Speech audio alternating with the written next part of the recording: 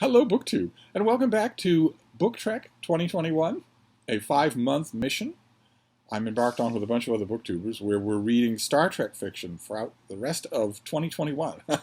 We started in August with the original series, then we moved on to Star Trek The Next Generation, and now we're doing Deep Space Nine, the Star Trek iteration that is not set on board a vessel.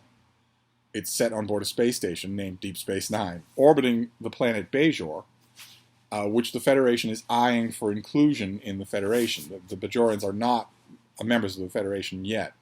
But it's the task of Commander Benjamin Sisko to get them there, to liaison with them in the best of his ability and get them ready for Federation citizenship. And the Federation also has a distant but wary eye on another feature of the area, which is a giant stable wormhole that's right outside the space station. I argued when I first started talking about DS9 for BookTrek 2021 that there's no way on Earth that Starfleet would allow that wormhole to be unpoliced, unpatrolled, to have one measly Starfleet deep space station that isn't well armed at the beginning of the storyline, that isn't protected by a starship or a cutter or anything, and that doesn't even have a full complement of Starfleet personnel on the station. There's no way that Starfleet would have that happen. Not when the wormhole leads to another quadrant of the galaxy that is not fully mapped. Or even partially mapped. The Federation knows almost nothing about the Gamma Quadrant. And yet there's a door open to into Federation space, or close enough. And there's a hostile alien species. The Cardassians are right nearby. They used to own Deep Space Nine. They called it Terok Nor. And they want it back. There's no way that Deep Space Nine as a story, as a TV show, could still happen. But if we are going to center on one lead figure, it wouldn't be Commander Sisko. It would either be Captain Sisko or it would be Admiral Sisko, who is in command of a bunch of ships. Typically, in the original series of Star Trek, space stations tend to be run by civilians.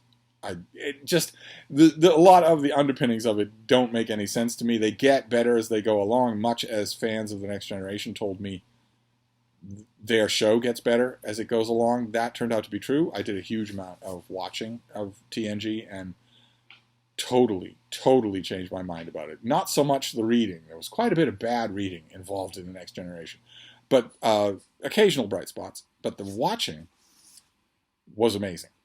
Once I got really into the last 4 seasons of the show, where they scarcely put a foot wrong anywhere, and where the actors involved, a really strong cast, are so comfortable in their roles that they can add nuances that I completely confess I missed them the first time I was watching.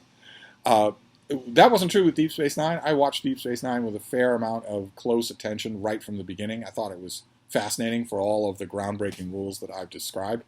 The few of the early episodes worried me because they looked like, Monster of the Week type things that don't really dig into characters or anything like that. Whereas if you have a steady space station, well, then you can have long, intricate plot lines that aren't going to be interrupted by action or by away missions or anything like that.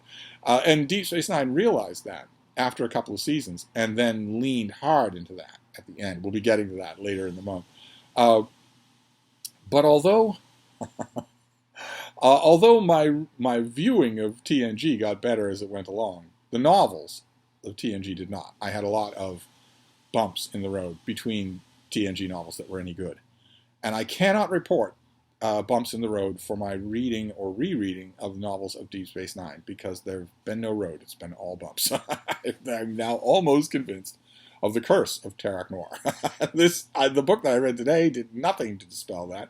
This was by K.W. Jeter, and it's called Warped. Or as we would say on D Street, Whopped. And it's got 2 major plot lines. There is a maniac on the planet Bajor, who is... There is unrest on the planet Bajor, and that tiny element of this big book, would have made a fascinating novel in the hands of a more confident or more competent writer.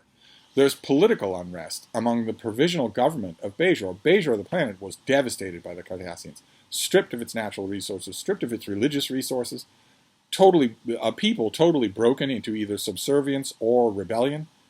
So they're not on their feet, and their provisional government is full of strong-tempered people, some of whom have competing visions of how they want the planet to go, and whether or not, for instance, they want to nationalize Deep Space Nine and claim it as their own property, as a space station hovering over their own world, from which their oppressors victimized their world. Surely the argument goes in this book that gives Bajor more of a right to Deep Space Nine than anybody else does. That plot was the seed of something that could have been a terrific novel, but instead, no, no, no. There's unrest on the planet and a murder, a couple of murders, and also